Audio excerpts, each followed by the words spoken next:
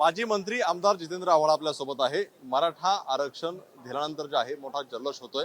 खरंच मराठा समाजाला न्याय मिळाला असं वाटतंय? असं मी न्यायाधीश नाहीये, पण मला एका गोष्टीचं दुःख आहे की जरा ह्याच्यावरती चर्चा व्हायला हवी।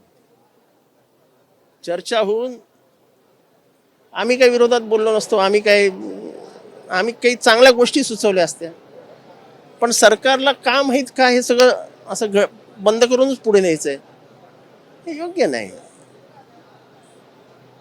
आरक्षण टिकेल आणि ते टिकावं यासाठीचं सहकार्य देखील नाकारणं, मला वाटतं हे सरकारची काय इच्छा आहे मनापासून हे काही कळत नाही।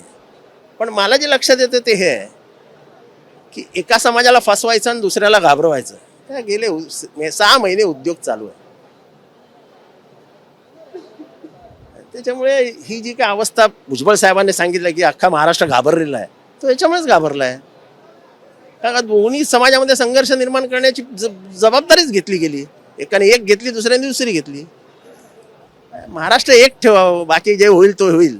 भुजबळांनी ज्यावेळेस मुद्दा उपस्थित केला, म्हणजे त्यांनी कायदा सुव्यवस्था मुद्दा उपस्थित केला, त्यावेळेस तुम्ही सुद्धा हात वर करत होता। मला असं आहे की मंत्र्याला तुम्ही बोलू देणार ठराव पारित झाल्यानंतर, मग आम्ही काय सभागृहाचे सदस्य नाही, आम्ही काय कायदेशीर बोलत नाही, आम्ही सभागृहात आजपर्यंत बोललेलो नाही। आमचं म्हणणं एवढंच होतं की तुम्ही एका बाजूला देऊ नका ना, आम्हालाही द्या ना। अरे आम्ही अभ्यास करून येतो, 24 तास पुस्तकं वाचतो, कायद्याचं ज्ञान प्राप्त करतो, आणि मराठा समाजाला आरक्षण द्यावं ही तर माझी पहिल्यापासूनची मागणी आहे। आणि आम्हाला शरद पवारांनी पहिल्या दिवशी सांगितलेलं कुठल्याही परिस्थितीत ओबीसीच्या आरक्षणाला धक्का न लावता मराठा समाजाला आरक्षण मिळालं पाहिजे। मराठा आरक्षण सोबतच मुस्लिम आरक्षणाचा मुद्दा आहे। आज अबू आझमी सुद्धा कागद पडताना पाहायला मिळाले। अरे बरोबर आहे ना, त्यांना कोर्टाने मान्यता दिली आहे। तुमचा कायदा 2 वेळा कोर्टाने बाहेर काढला, फेकून दिला, पण कोर्टाने सांगितलं नाही गरीब मुसलमानांना आरक्षण मिळालं पाहिजे, तरी तुम्ही देत नाही। ते काय माणसं नाहीत?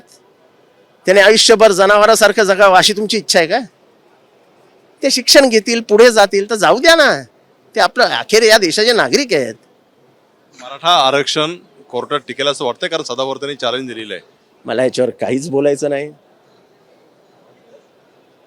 कालाय तस्मै नमः। आता आपण मला याच्यावरती काही बोलायचं नाहीये, मात्र भविष्यामध्ये काय होईल ते पाहू, असं जितेंद्र आव्हाड यांची प्रतिक्रिया होताना पाहायला मिळते। कॅमेरामन अनिल पवार, सराज सुरणे, एबीपी माझा, मुंबई। एबीपी माझा, उघडा डोळे बघा नीट।